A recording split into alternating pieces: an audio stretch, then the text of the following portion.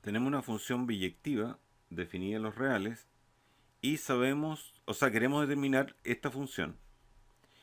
Y sabemos con la 1 que f a la menos 1 de x menos 2 es 2x más 3. Entonces lo que voy a hacer acá, la x le voy a sumar 2 para poder obtener f a la menos 1 de x.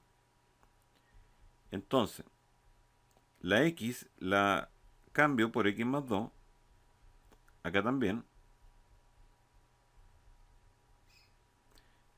Se van los dos y me queda que f a la menos 1 de x es 2x, 2 por 2, 4, más 3, 7.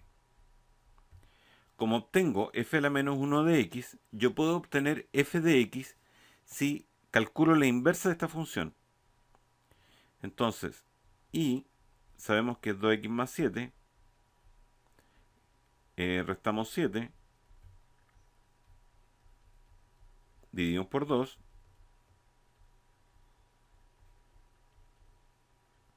y ahora cambio la x por y la y por x, y este sería la f.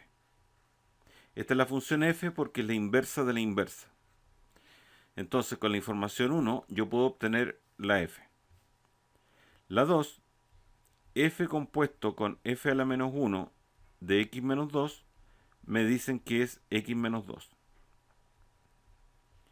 Bueno, esta información no sirve de nada, porque siempre f compuesto con f a la menos 1 de un cierto valor, x pongámosle, me va a dar el mismo valor x. Porque f compuesto con f a la menos 1, o al revés, f a la menos 1 compuesto con f, es la función de identidad. O sea, la función de identidad es que y es igual a x.